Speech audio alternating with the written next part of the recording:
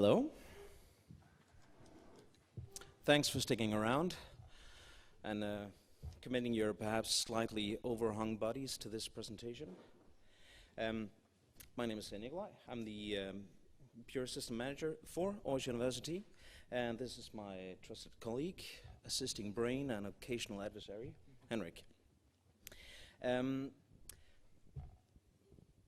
Having thought about it and exceeded the submission deadline, we realized that the title wasn't actually all that fitting. We human beings are often busy presenting ourselves as the driving force behind every major change, for good or bad, but in my experience, change usually comes about by chance. So we got lucky, and a major business transfer allowed us to implement certain changes that we thought were necessary to the publication management at the Aarhus University. So this talk will focus on these changes and why, the reasons we deemed them necessary. Yeah.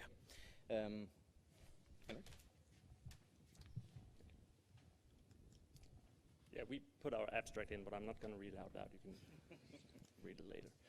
So we kind of put a timeline for the Pure work at Aarhus University in here, and we divided up to 3 phases. Phase 1, I won't dwell that much on that. It was before the library really became one library, and there was a lot of institutional libraries, and there was not a great deal of best practice collaboration. So we do still have a lot of legacy data from that era, but primarily we want to talk about phase 2 and phase 3. In phase 2, AU Library was founded, and under the slogan 20 libraries become one. And that gave us a chance to start collaborating on best practice for publications, at least, across the entire university. But there are still a lot of editors, a lot of validators sitting physically far away from the library, or being far away in terms of professional competence. So there was still a great deal of diversity in how we actually did things. Then came phase 3. As Nikolai said, there was a business transfer. The library was pulled out of the university and was merged together with the Royal Library in Denmark. Because of our work, we are still primarily working with the university, and we are still physically located at the university. So it's a bit of a strange sort of business model. But with that sort of merger, we started talking about how we could centralize validation and sort of consolidate best practice even more. We had around, I think, 100 validators at that time. Now we are down to 7. So it's quite a big change. And having weekly meetings with all validators at the university makes it a lot easier to sort of agree on how to do things. Nikolai will come back to the actual sort of model for the organization. I will talk a little bit about how this impacts me on a daily basis. The last couple of years, we've spent a lot of time doing quality assurance, but with our backs up against the deadlines for the national assessment we have in Denmark. So it was always sort of data quality on a publication basis. Now I've got a little headroom to actually look at data quality on the entire database instead, and sort of doing systematic changes and cleaning.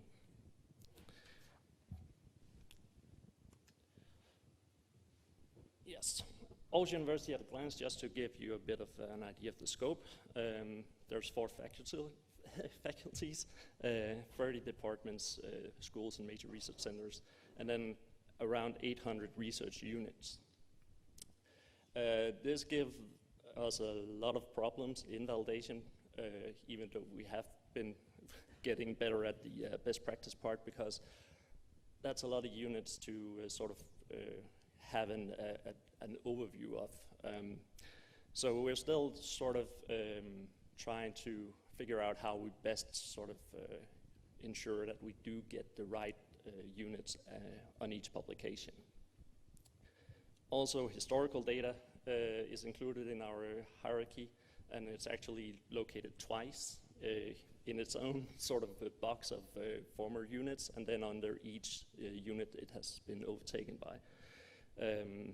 And we, especially in phase 2, we didn't have that much of a formalized collaboration with the systems unit office, so we were sometimes in the dark when they made the changes, and we couldn't quite figure out if they were closing down units and starting new ones, or they were just renaming one unit and then closing down something else. We didn't get any notifications, and sometimes we just happenstance on finding out that something had changed.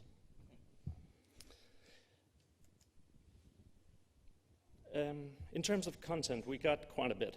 Nearly 300,000 publications, more than 200,000 activities, and we have 14,000 users in Pure.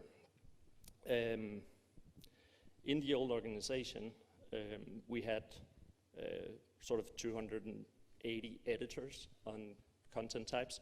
We've managed to get that down to about 240 editors now, but that's still quite a lot. And I personally sort of kind of live in the big blue box, external organizational units. It's my job to clean that and sort of get that down to a more acceptable level. There's 149,000 at the moment. And so, as someone from Elsevier once quipped, you'll never go unemployed cleaning data in Pure. So, we have a bit of inaccuracies due to a lot of content in the master data, and the big deal really is that we're using this data for funding research, funding purposes, business intelligence, and of course open access, which is a really big deal in Denmark these years. So we have to sort of be confident in the validity of our data. Yeah, and one example, bad data in Pure is compounded by bad data choices. As an example, whenever I type really fast, I always misspell the word university, and that's often used. And most of the time that's not really a big problem when I'm affiliating, because I don't have a choice to put in the misspelled, but sometimes I do. And sometimes I do put in the wrong spelling of university. If I was the only one doing the misspelling, wouldn't be that big of a deal. They could just fire me and get somebody who could actually spell. But because we have 14,000 people using this system, and we have 240 editors, it becomes really difficult to ensure that that these bad data choices are found and actually corrected. And with our new organization, I think it's going to be a little bit easier for us to do that. I guess that's my cue. Yeah. So, I've attempted to draw up our organization in regards to publication management. And this is not intended to be an accurate portrayal of the previous organization. Hint, we changed it. But rather to accurately, as accurately as possible, to give you an idea of what our challenges were. Just a few legend remarks. The blue boxes are library units. The black boxes. And the blue boxes are university units.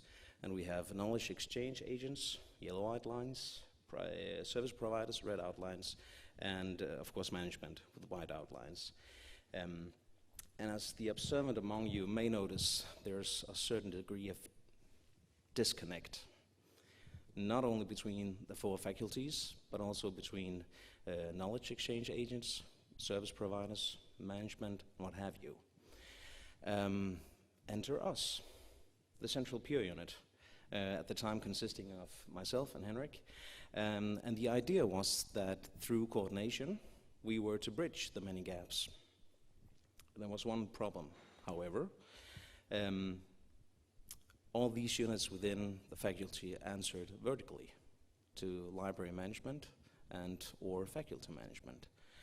And that made implementing viable and valid horizontal procedures designed to ensure data quality, let's just say, difficult, if not downright impossible.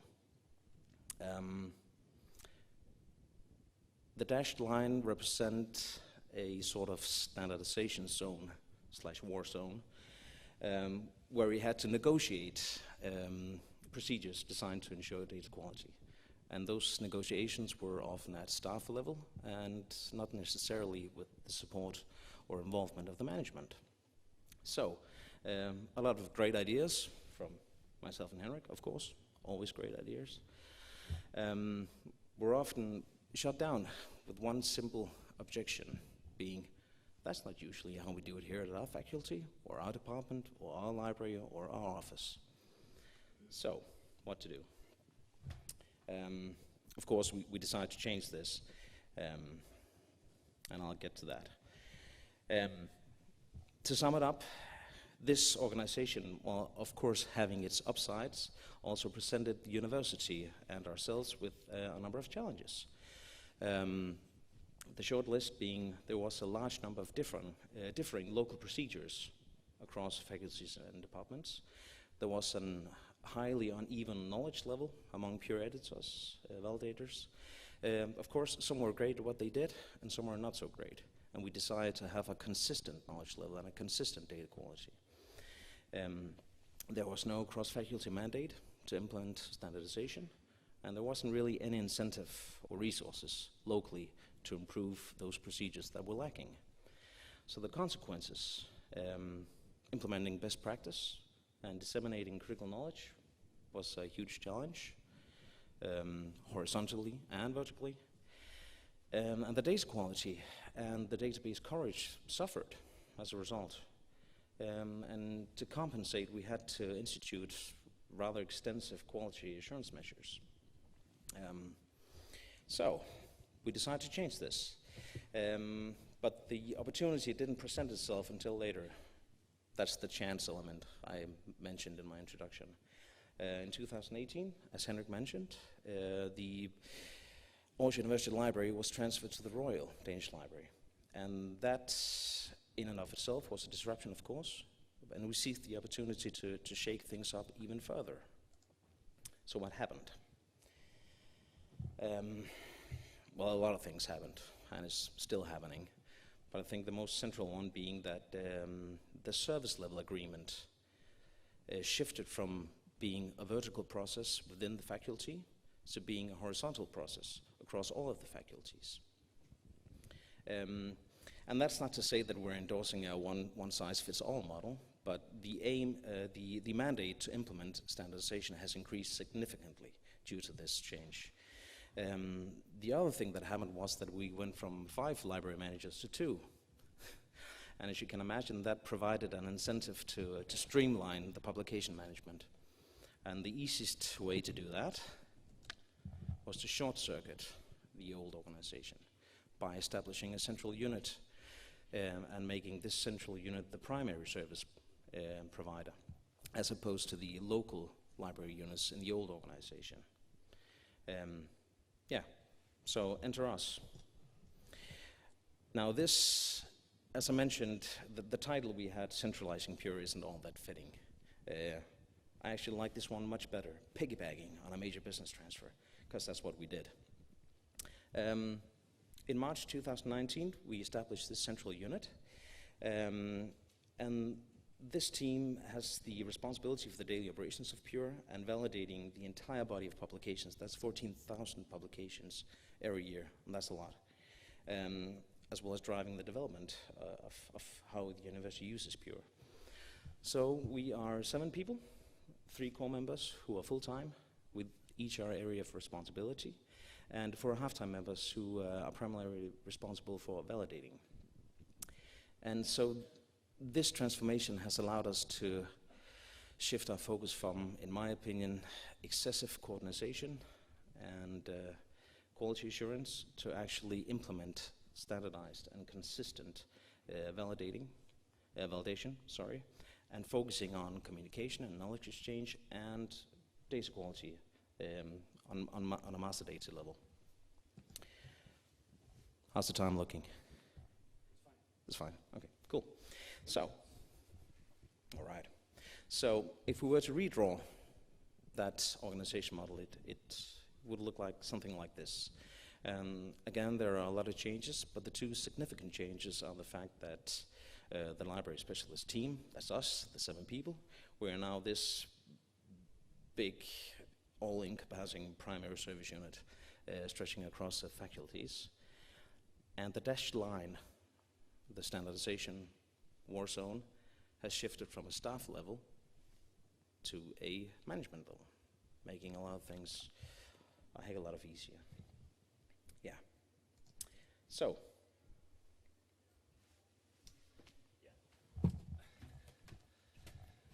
So some of the things that we really want to do was to sort of get the headroom to start actually doing things instead of just talking about things. So we centralized validation. That was sort of the key point in the entire sort of exercise. And we're using global import, centralizing workflow as tools to make sure that we are as efficient as possible with our time, because we are a lot fewer hands now than we were before. Also, the cleaning I'm doing on the master data level is also to ensure that it's going to be easier for us 7 who are validating to actually make quick, correct decisions when importing and when validating. There has been some technical changes that we had to implement to sort of counteract some of the losses of roles across the university. For a lot of years, we didn't have revalidation active in our pure simply because we didn't want to go back into publications up to deadlines and make sure that they were compliant with the national assessment. Now we've sort of activated again for a test trial to see how big of a workload that will give us. So far, it doesn't look too bad, I would say. So that's sort of, we're sort of pushing it to the end of the year and evaluating on it then, but it was something we sort of had to do to ensure that while the local editors were sort of getting a reduced role, that there was still some sort of ownership at the content level in Pure.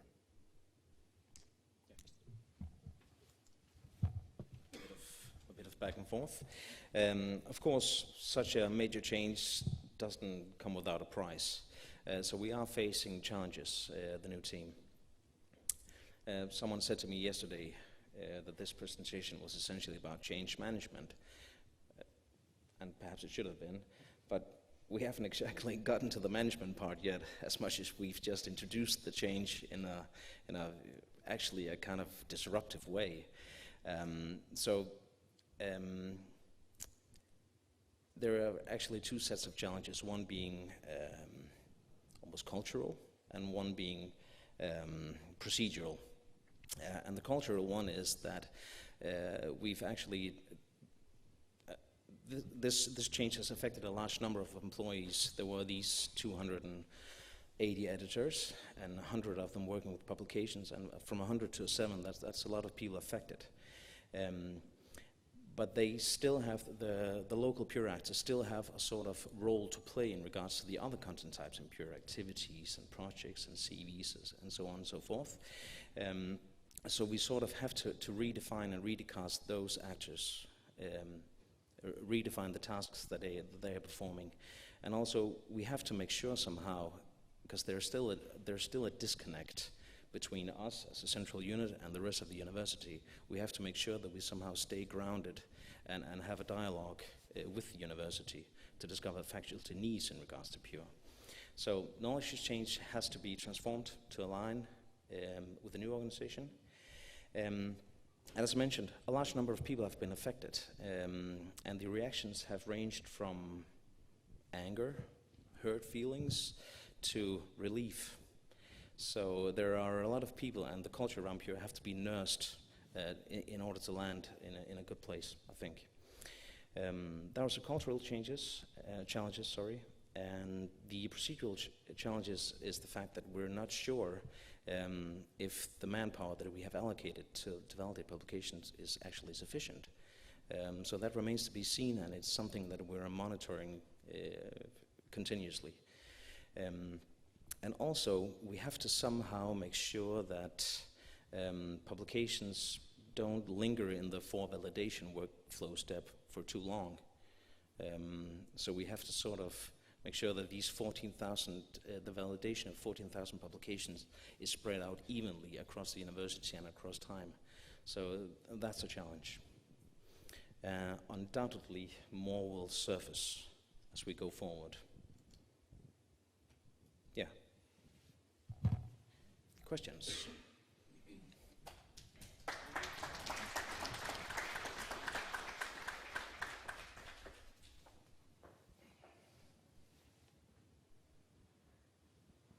I'm very impressed with your change, and I congratulate you. I hope it will go fine. One of the things that you said is that you are going to rely more on the import from Scopus and Web of Science. But of course, before that time already, it would be nice if everything could be online already. So how do you deal with that? Because there is a time lag between the publication and the appearance in Scopus or Web of Science.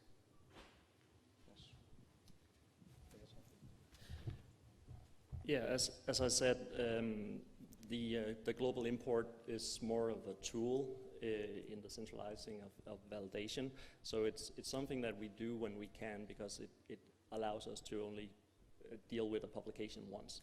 If the author wants the publication in Pure beforehand, that is also totally acceptable. And we will then strive to use the online update job to ensure that we don't have to manage the publication more than once, ideally. So it is still the researcher's responsibility that all of their research output is in Pure, and for us the import is more of a tool than sort of you have to wait until we do this.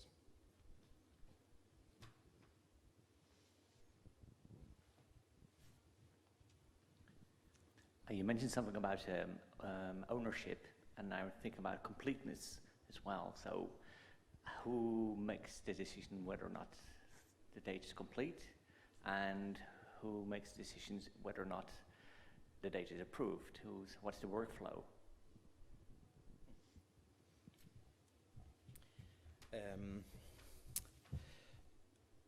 There are two things, and I may have to be reminded of the second one when I'm finished addressing the first one. So when is data complete? Well, essentially never. But when it comes to publications, we have an annual deadline. So that sort of takes care of itself, because we have there's reporting to the management, the university management, that happens after the deadline, and there's a harvest for our national, the Danish ref equivalent. So we sort of let that take care of itself, because if you don't submit something to Pure, then it at some point it doesn't exist in relation to those things. Does that make sense? Sort of, yeah. And the other thing was ownership. Yes, yeah. Ownership is a challenge, because when we draw that much of responsibility into our central unit, we somehow have to ensure the ownership. And to that end, we are working on establishing a communication platform, a digital communication platform, and to increase the dialogue, the talking with the university, with faculty, to ensure that ownership still. It's a work in progress. I have a question about you said culture, nursing the culture around Pure. Can you describe the culture around Pure at the moment, and maybe what you want it to be?